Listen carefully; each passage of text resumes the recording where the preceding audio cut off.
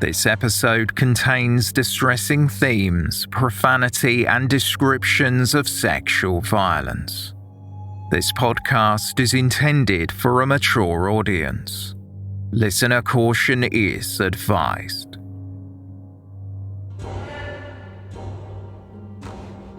Women in southwest London lived in terror after a string of sex attacks on lone commuters travelling from Waterloo to Kingston. The police were desperately trying to locate a man believed to be responsible for half a dozen rapes over a 3-month period in late 1988. Just days before Christmas, it seemed the rapist had crossed another line. He was now a murderer. Well, apart from describing him as a maniac, he is obviously a very dangerous man, and I think the sooner we catch him, the better for everybody concerned. Just must be totally mad, mustn't he? Crazy person. Can't understand the way his brain thinks. If you've got a madman out there, like with a mad dog, you kill it. Anybody can stand there afterwards and cry. The whole legal system in this country, as far as I'm concerned, is all a cop. Welcome to Season 8, Episode 34 of They Walk Among Us, a podcast dedicated to UK true crime.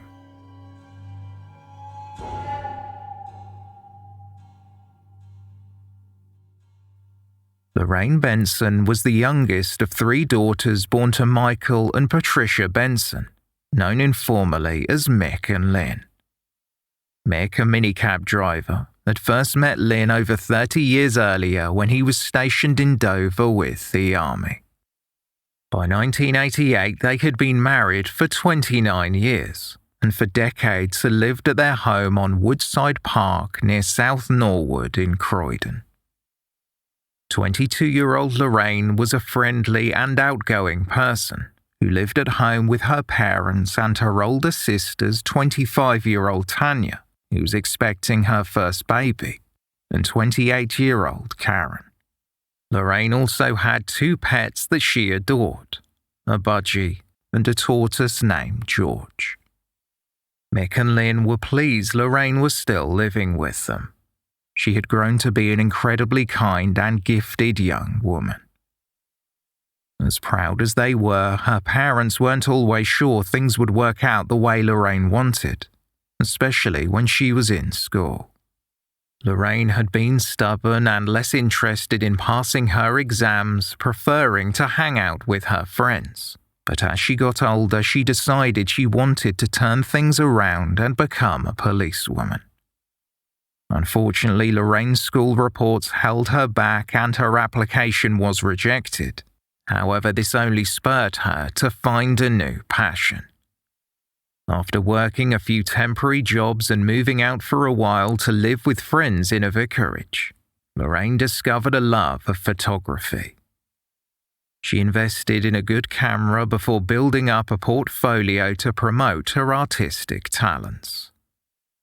Lorraine went on to find work as a photographic assistant for a company called Parasol Portraits. Co-workers said that she was especially good at capturing images of children. Lorraine was based at Children's World in Purleyway, Croydon, but she was due to return to work at Harding & Hobbs department store in Clapham Junction in January. She had got along well with her colleagues, so she didn't hesitate to accept an invitation to the Harding & Hobbs Christmas party on December 19, 1988.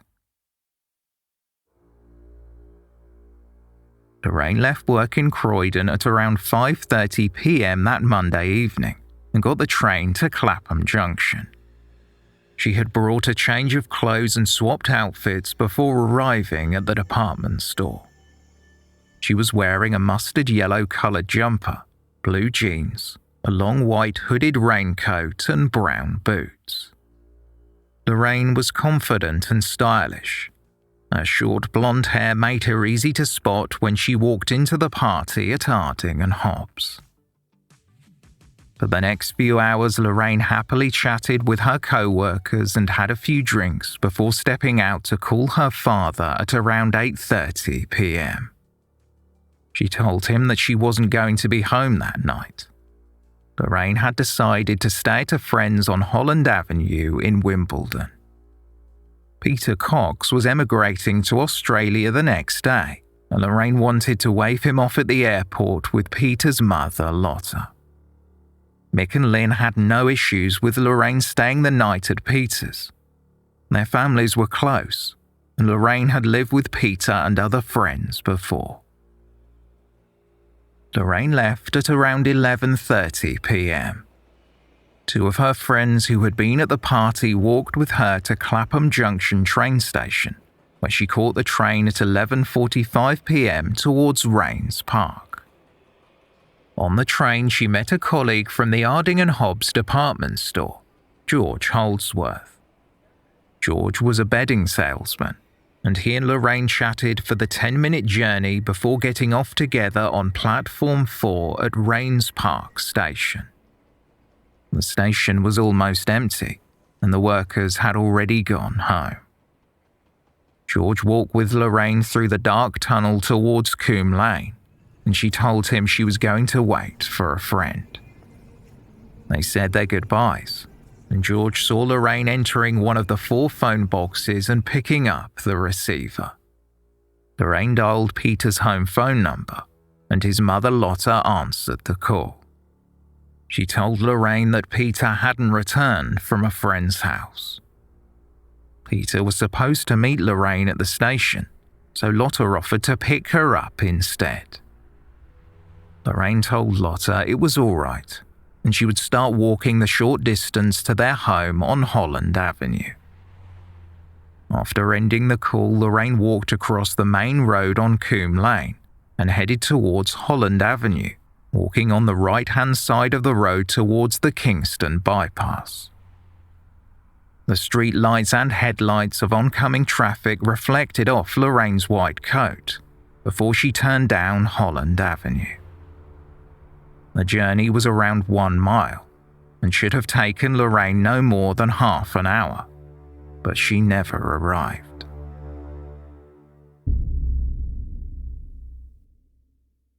When Peter Cox returned to his mother's, he told Lotta that he had gone to the station but he had not seen Lorraine. Assuming they had just missed each other along the road, Lotta and Peter headed out to look for Lorraine. After searching for around 40 minutes, they returned home and Lotta called Lorraine's parents to see if she had gone home instead. Mick was half asleep when he answered the phone, but when he heard that Lorraine was missing, he jumped out of bed and drove the 30-minute journey from Croydon to Wimbledon. By the time Mick arrived at Lotta's house on Holland Avenue, the police were already there. Officers from the Metropolitan Police Force immediately began searching along the route Lorraine would have taken from Rains Park Station to Holland Avenue. Mick Benson was with them as they walked along the main road and called out for Lorraine. With no sign of his youngest daughter, Mick drove home to comfort Lynn, who was alone and overcome with worry. Torchlight searches continued along Coombe Lane until a single hooped earring was found on the ground in an alleyway close to an abandoned car, around 200 yards from Peter and Lotta's home. The leather-covered hoop was photographed, and an officer stayed beside it until Mick and Lynn could identify whether or not it belonged to Lorraine.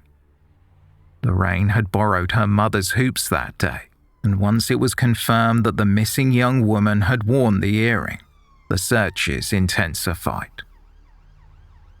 Soon officers found a white plastic bag Lorraine had been carrying that contained a cardigan and 4 cans of lager. They then found one of her boots and signs of a disturbance. A car in the alleyway was coated in dust from sitting untouched for so long, but there were marks on its side as if something had been rubbed against it. Close by, investigators found a handkerchief with bloodstains on it. Peter Cox, Lorraine's 21-year-old friend, was brought in for questioning at around 5 a.m, as he was supposed to be the last person who saw Lorraine. He insisted that he had not seen her at the station and felt immense guilt for arriving late because he had been having farewell drinks with other friends.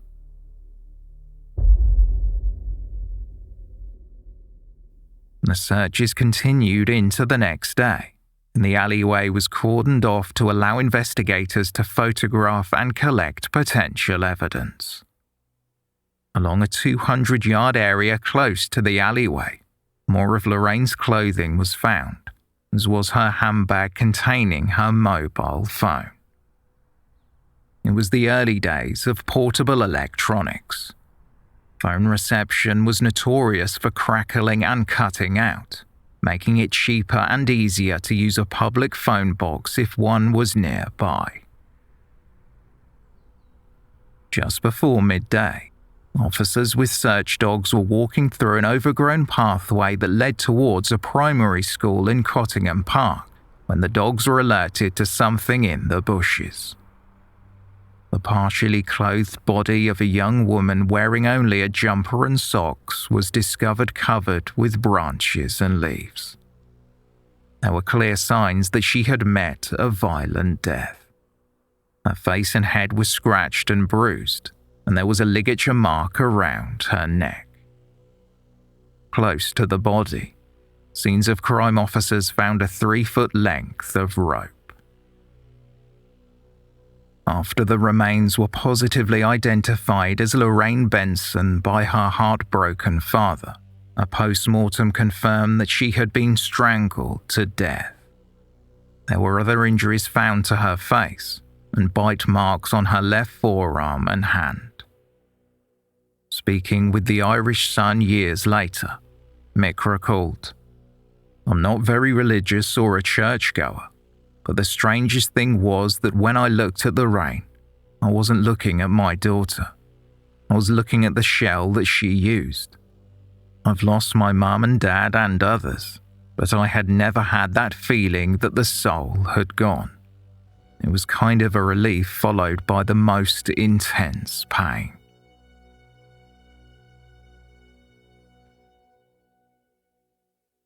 The investigation was led by Detective Chief Superintendent Bernie Davis and Detective Superintendent David Fielding. They urgently appealed for information from anyone in the area who had seen Lorraine. Describing the scene, DCS Davis said, "It is a busy road which is a main link between Kingston and Wimbledon, and it's well lit. The alley where the body was found is also a well-used cut-through. There were indicators that Lorraine had first been attacked as she walked along Holland Avenue, just 200 yards from Peter Cox's home. Her clothes had been found scattered around the area, leading investigators to believe that they had been discarded after her body was dumped in the bushes on the pathway. It was theorized that Lorraine had been hit on the head and stunned as she had been carrying a phone in her black handbag, but did not have time to use it to call for help. Lorraine's father spoke at a press conference shortly after identifying her body. He said, "This is bloody stupid. This sort of thing is just going on every day of the year, but you never think it will happen to you. She was a wonderful girl. What else can a dad say? She was outgoing, loved life, and was full of fun. She was just enjoying life. She was looking forward to Christmas so much. We were going to have a big family get-together with her sisters Karen and Tanya. None of us can believe this has happened." The murder shocked locals and those who knew the victim.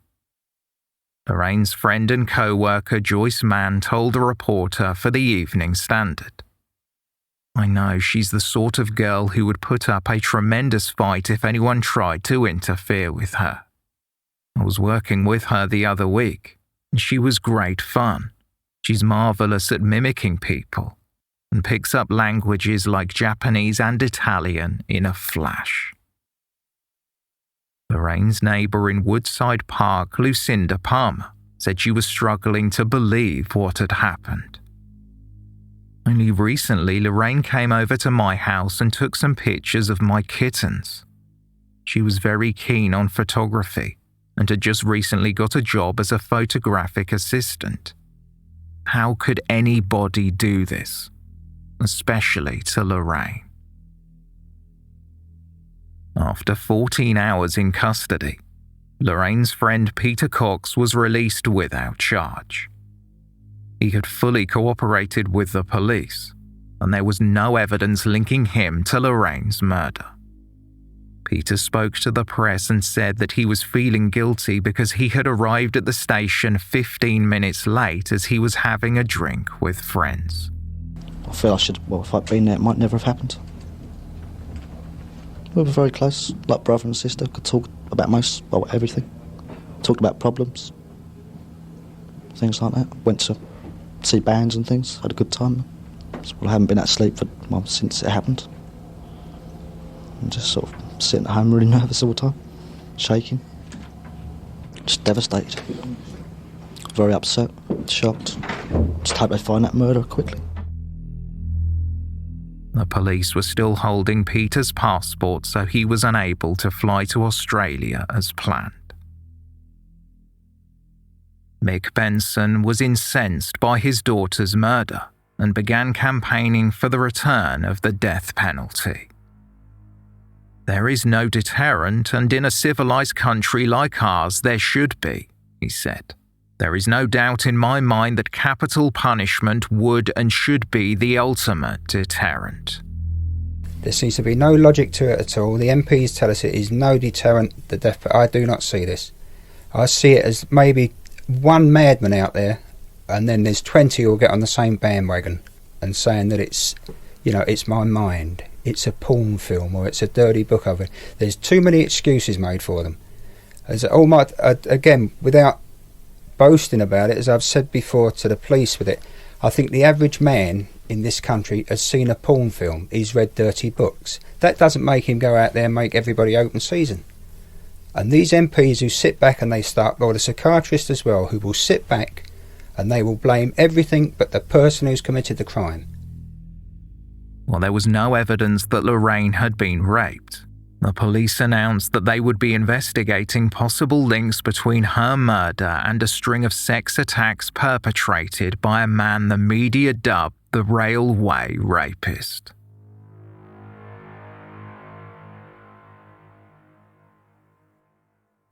Police working in Kingston were investigating a number of attacks on women along the train line from Waterloo Station to Kingston. The main suspect was described as being 6 foot tall, in his 30s or 40s, with staring eyes, unkempt shoulder-length hair, a bony face, and a bent nose. The man was said to have been wearing a long black coat, jeans that were mud-stained at the bottom, and thin grey gloves. Victims described him as smelling sweaty or musty. The first attack linked with the Railway Rapist was on October 21st, 1988. The 21-year-old woman had been walking near Norbiton Station when she was grabbed and dragged 20 yards down a dark alley where she was raped. 1 week later, a man matching the same description as the attacker had pulled a 17-year-old girl into some trees as she walked home from New Malden Station. The teenager managed to hit the assailant in the face with her shoe and escape. On November 21st, the suspect grabbed a 40-year-old woman by the throat as she passed the railway bridge in Kingston. He raped her too. DCS Davis, who was leading the murder investigation, advised women not to travel alone at night and said that detectives investigating the sex attacks were assisting with Lorraine Benson's murder inquiry. There may be a tenuous link. Now, because of that, we've called in officers from another area, 5 area, who were investigating that series of linked rapes, and they are here, and we have now conjoined operations together, and they're working with this team. My own view is that it's somebody local, but we can't ignore the fact that we've had 2 rapes and an attempted rape in the same area that Lorraine was murdered. One day after the discovery of Lorraine's body, a woman was dragged into an alleyway and raped near Malden Manor railway station. 6 days later, another woman was confronted by an attacker in an alleyway near Worcester Park railway station, but she managed to fight him off and flee. In response, a spokesperson for Scotland Yard said, "Lorraine's murder and the other attacks all bear remarkable similarities.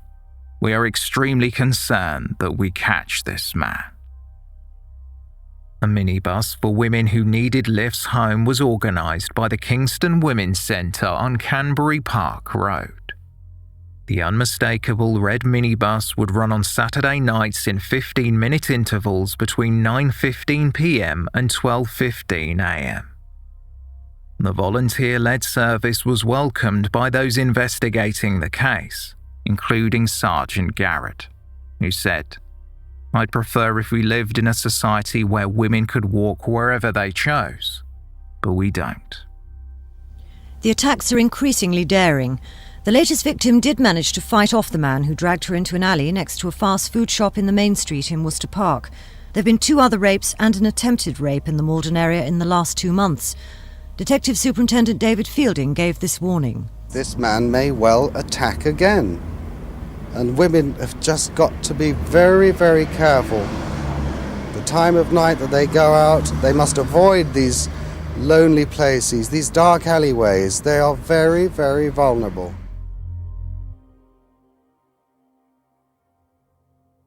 On December 30th, Mick Benson spoke to a reporter for the Croydon Advertiser from the family home in Woodside Park. Floral tributes were piled beneath the Christmas tree where the presents Lorraine had bought her family had sat just a week earlier. Mick remarked, "We had no idea how many friends she had, how much love there was for her. The epitaph she has left is in the love she has brought to people. As much as we are going to miss her, my belief is that she is still with us. I only hope that some good will come of her death, otherwise it will seem an absolute waste. I pray that the police catch the bastard who has done this, but my biggest fear is what will happen when they hand him over to the courts. Our legal system is a joke. Men like that should be hanged. At least then they couldn't do it again." That same night, a 22-year-old woman was attacked in an alleyway near Wimbledon railway station. She had been grabbed from behind and thrown to the ground before being raped by a man matching the description given by other survivors. Over 80 officers were assigned to the joint investigation into the rape cases and Lorraine Benson's murder.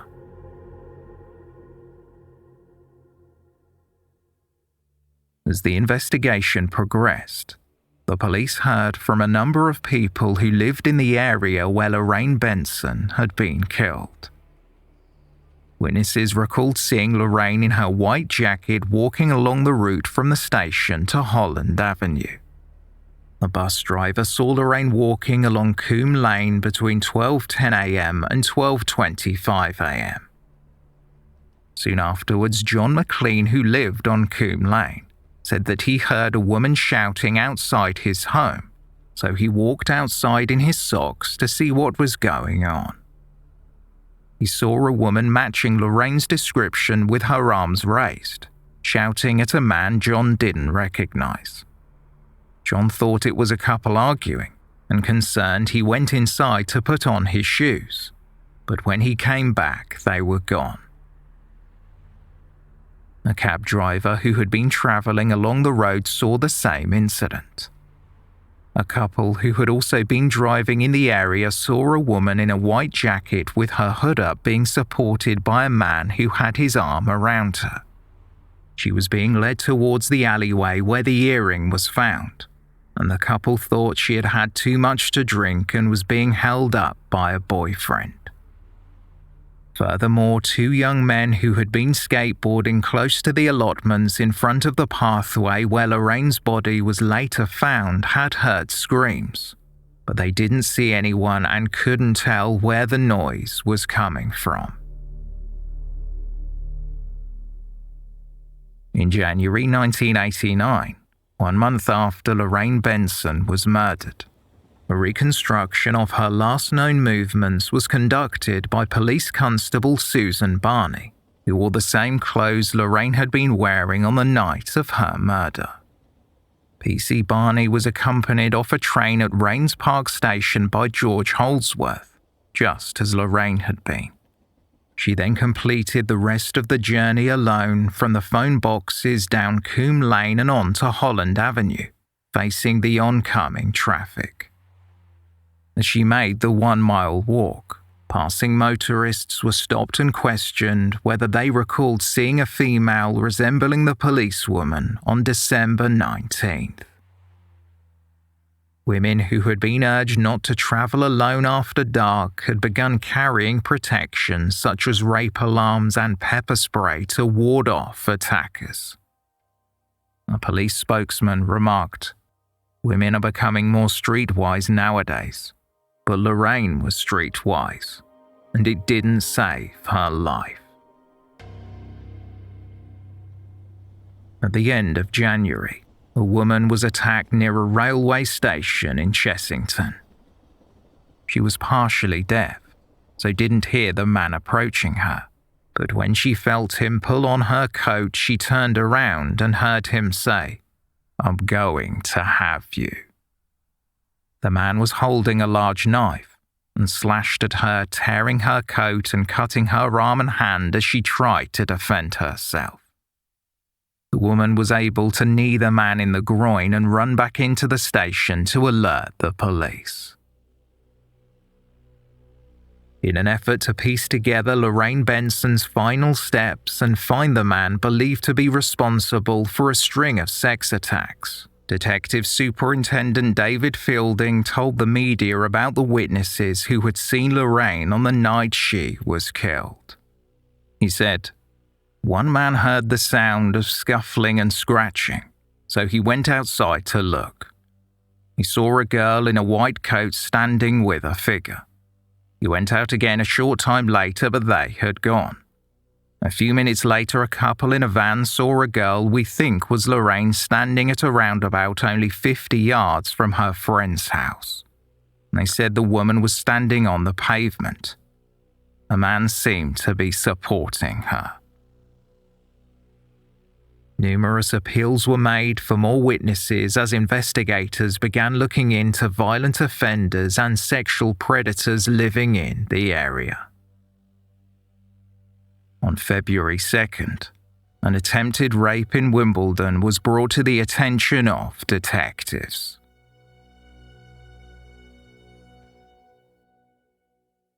A woman living in Rains Park was terrified when a man broke in through the French windows of her home and tried to attack her with a rope. The attacker fled when she fought him off, and she hurriedly called the police. Crime scene investigators dusted the window for prints and checked them against the fingerprints they had on file. The prints found at the scene of the attempted rape were matched to 19-year-old John Dunne, who lived on Amity Grove in Rains Park. Dunne was well known to the police, having racked up a number of offences since his early teens. At the age of 14, Dunne had hit a 35-year-old woman on the head with a piece of wood as she walked along Coombe Lane, before he fled with her handbag. As a result, a supervision order was imposed on January 26, 1984. A few months later, Dunne, then aged 15, broke into a 24-year-old woman's home in Rains Park and beat her on the head and burnt her with an iron, before raping her in her own bed over a period of several hours. Afterwards, he left the victim's home and cycled to school, where he apologized to his teachers for being late. Dunne was quickly arrested and on October 12, 1984, he pleaded guilty to rape. He was ordered to serve 3 years in a Young Offenders Institute, Glenthorne Youth Treatment Centre in Erdington. Before his release in October 1987, psychiatrists from the treatment centre warned the probation service that they had been unable to treat Dunne's personality disorder, and they were gravely concerned about his potential to re-offend. 5 months after his release, Dunne was charged with carrying an offensive weapon.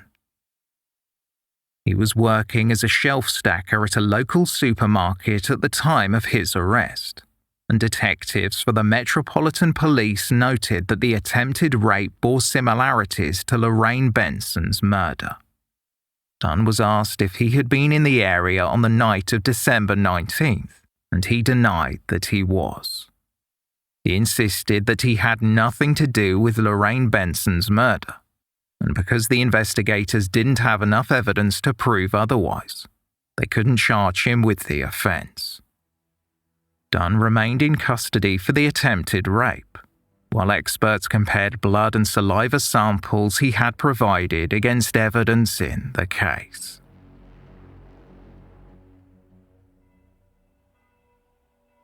Lorraine Benson's funeral was held a few days later on February 8th at North East Surrey Crematorium in Morden. As Lorraine's casket was brought in, some of her favourite songs were played, including Reach Out and Touch by Diana Ross. The service was led by Reverend Barbara Scales, who spoke about Lorraine's love of life and her endless energy. Reverend Scales told the mourners, "She has left behind a wonderful example of how to take hold of life and use it to the utmost. She went out fighting and with dignity." Instead of flowers, Lorraine's parents asked those in attendance to donate to Great Ormond Street Children's Hospital. Peter Cox, who had been completely cleared of any involvement in his friend's murder, flew to Australia later that day.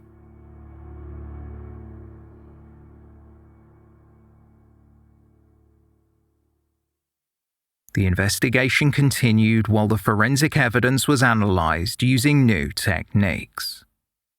It had only been a year since the first successful conviction using DNA fingerprinting. In January 1988, double child murderer and sexual predator Colin Pitchfork was proven to have killed 15-year-old Linda Mann and 15-year-old Dawn Ashworth in Leicestershire between 1983 and 1986, when his DNA was matched to a profile found at both crime scenes. DNA profiling technology had only recently been introduced to the Metropolitan Police Crime Laboratory in Lambeth, and the investigators hoped it would help them solve Lorraine Benson's murder. The blood-stained handkerchief found in the alleyway was examined by forensic scientist Julie Allard. Allard took swabs of blood and nasal mucus from the handkerchief, and she was able to get genetic fingerprints from both samples. Swabs that had been taken during Lorraine's post-mortem were also analysed.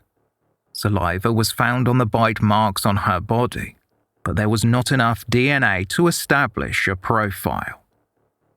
The blood on the handkerchief was determined to belong to Lorraine, but not the mucus, meaning that she had bled onto the handkerchief after someone else had used it. The DNA profile obtained from the mucus was then compared with John Dunne's DNA, and the DNA obtained from victims of the so-called railway rapist.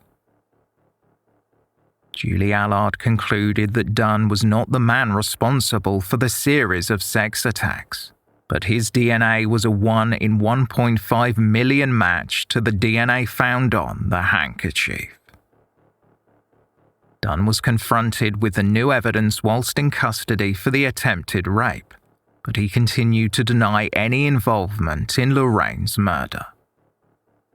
He suggested that he had lost the handkerchief in the area in the days before Lorraine was killed. Dental impressions of Dunne's teeth were then taken and compared with the bite marks found on Lorraine's arm and hand. A forensic odontologist specializing in bite mark identification concluded that it had been Dunne who had bitten Lorraine. What's more, a zigzag pattern noted in the dust on the abandoned car in the alleyway where the handkerchief was found was suspected to be evidence of a struggle between Lorraine and her killer.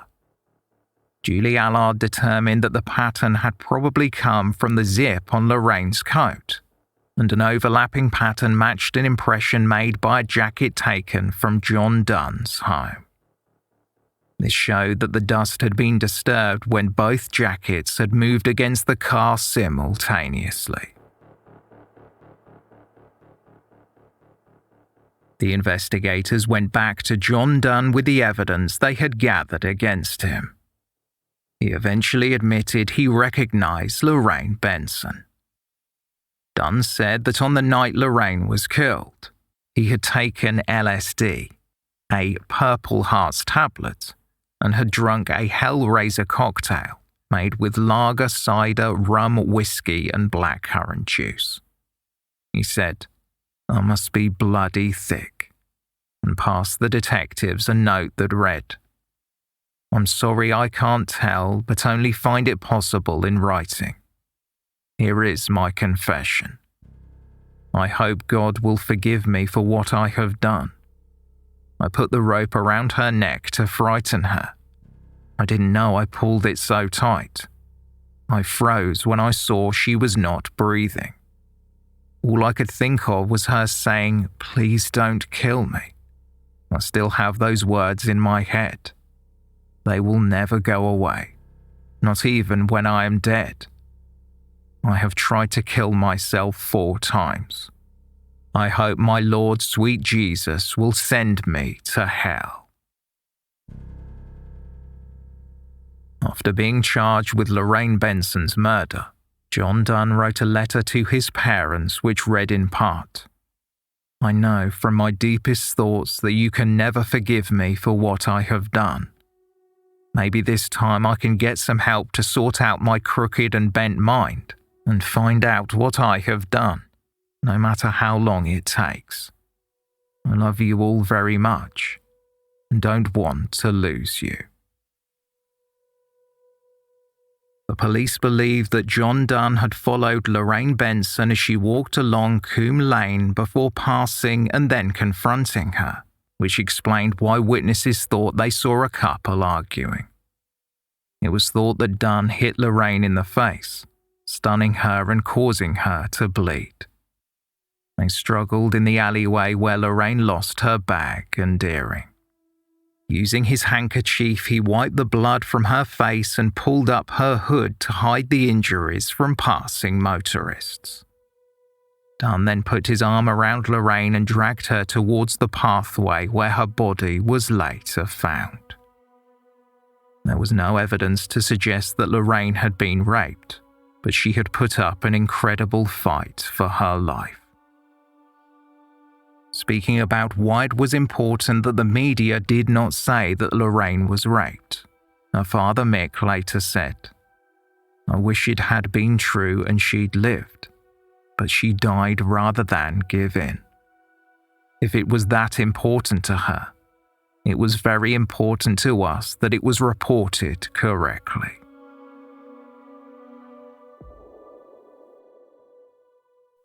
On February 18, 1989, John Dunne was brought before Wimbledon Magistrates Court charged with murder and unrelated charges of attempted rape, arson, burglary, assaulting a police officer, resisting arrest, and driving under the influence. He was remanded into custody until his trial at the Old Bailey later that year. With the suspect behind bars, Lorraine Benson's loved ones could finally begin to move forward. Over £1,000 had been raised for Great Ormond Street Children's Hospital after her parents had asked for donations in lieu of flowers at her funeral. The hospital had informed Mick and Lynn that a plaque in Lorraine's memory would be displayed on one of the wards. Mick told the Croydon Advertiser, "I would like to thank all the people who have donated. This is a wonderful legacy to Lorraine, which shows the amount of love and affection everyone had for her. It will be a wonderful memorial as the hospital will be there for a long, long time. We loved our daughter with all our hearts, and she is so sorely missed. What Lorraine achieved in 22 short years is amazing. We had no idea there was so much love and affection for her. We are very proud of her and feel she has earned this memorial." 4 months later, in July 1989, some of Lorraine's friends and relatives, as well as officers who had worked on the case, did an army assault course in her memory. Lorraine had completed the course a few months before she died, and her father felt as though it was a fitting tribute to his daughter. Mick said, "It just showed the amount of love felt for Lorraine, which has given us such great strength."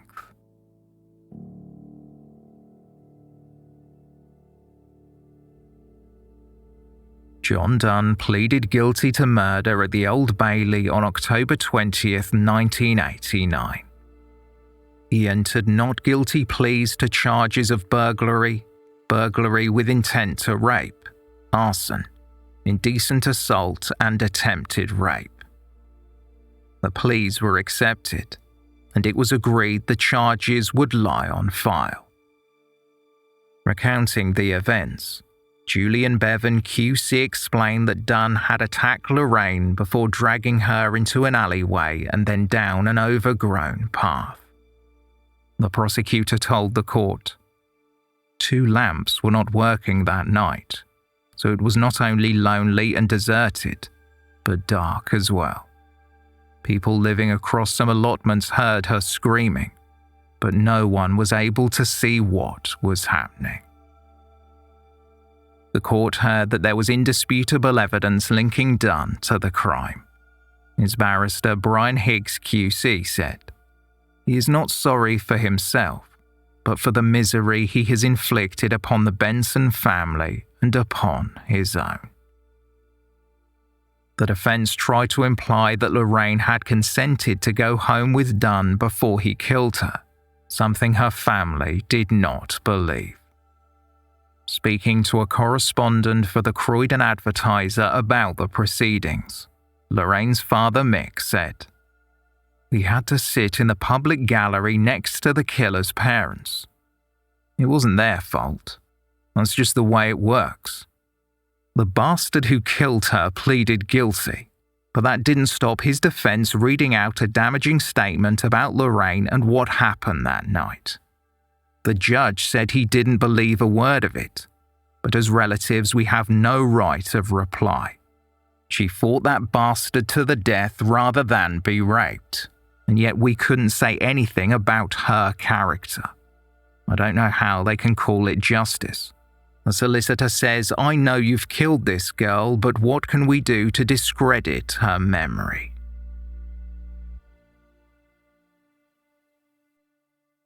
On October 24th, John Dunne was brought back to the Old Bailey to be sentenced by the presiding judge, Mr. Justice Waterhouse. The judge highlighted Dunne's criminal history and how he had been released from a young offenders institute 14 months before he killed Lorraine. Judge Waterhouse said, "Attempts were made to treat you before when you were in detention. The fears of those who had you in their charge have now been dreadfully fulfilled. You represent a continuing danger to the public, and if I was to make a recommendation, it would have been in the order of 25 to 30 years. No one can forecast when it will be safe to release you. The record of this offence shows you constitute an exceptional danger to both young and mature women. You should not be released until it is safe for the general public. If that means that you will have to be detained for the rest of your life, so be it." Speaking outside the court after the proceedings, Mick Benson said that he had sent letters to the Prime Minister Margaret Thatcher and other MPs asking them to reinstate the death penalty as a deterrent for would-be criminals. Mick said, "We got a letter of sympathy from Mrs. Thatcher, but all we got from Home Secretary Douglas Hurd was a load of claptrap. I expect some do-gooder will decide that Dunne is fit to be released after 12 years. If he is, I shall be waiting for him." I honestly feel that the only thing that would make me feel better if he was safe and he was tucked. I'm sorry, but that's it. It's silly. He's let out for 9 months and he raped or kills my daughter after getting 3 years for rape. They go in for attempted rape, they come out, they rape, they come out, they murder, they come out and they murder again. Nothing changes. And this slime, he talks there about, if he can have help, you'll be reading in 3 years' time how he's suddenly found God and there'll be a gang of people saying, let him out. I can't relate to this. They do not change. And as I say, it encourages others when they see these get away with it.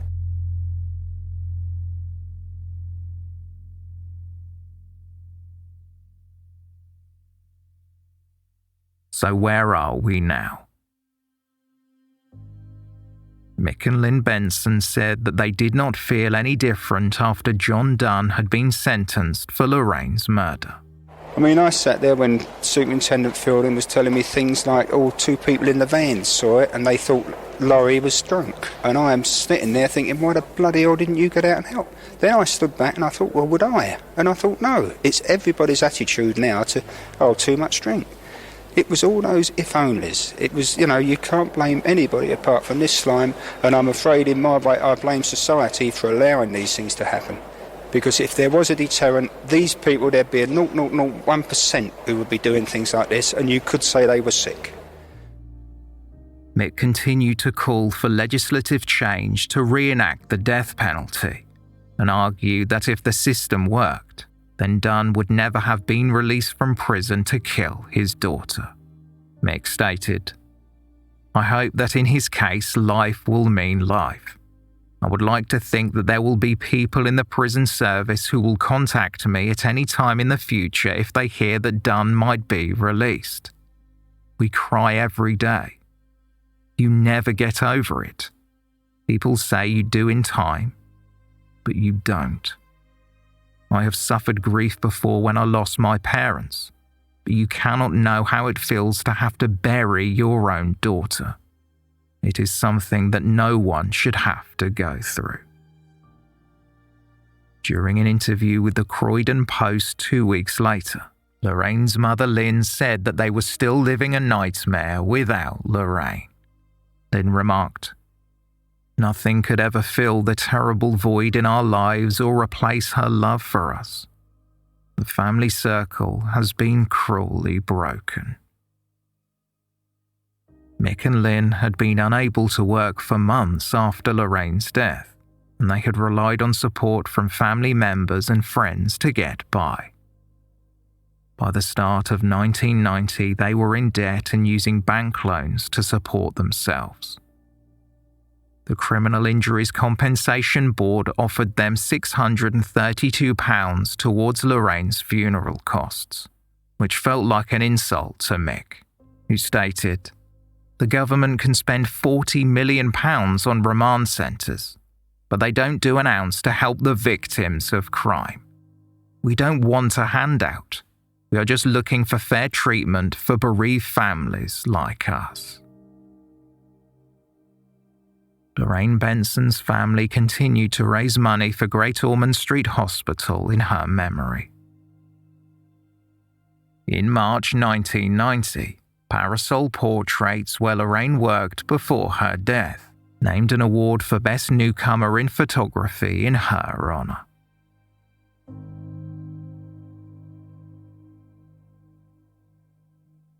John Dunne had been eligible for parole since 2006. Lorraine's parents have contested each hearing. Following a hearing in 2016, Mick spoke about the lasting impact of Lorraine's death. Her bedroom still contains piles of her books, teddies, her favourite photos of Elvis's tombstone and a treasured belt buckle with a picture of her hero Elvis. We still have her beloved tortoise George, who is our favourite family pet. Speaking about an impending decision by the parole board, Mick said, "I would like to think these learned characters on parole boards pay the price when miscreants reoffend, yet you never hear of them having to explain their mistakes. I've got no faith in the justice system. Nothing is working. I feel such contempt towards the circus that masquerades under the name of British justice." A parole board panel recommended that Dunne be moved to an open prison, which he did in the summer of 2017. Speaking with the Irish Sun 2 years later, Mick recalled hearing that the trial judge had been reprimanded for telling John Dunne he would likely have an indefinite sentence because prisoners had to have hope. Mick replied, "What about our hope? We're the ones who have a life sentence. We think of her all the time. Would she be married? Would we have grandchildren through her? We brought her ashes home, so she's still here with us. I still talk to Lorraine and say goodnight, and I even thank her when I get questions right on eggheads because I think she helps me. Lorraine's life was cut short at 22 and the prison is full of scum like Dunne. That's why when people say forgive and forget, I don't react well. I'm never going to forget, and I'm never going to forgive." John Dunne has since been released from prison.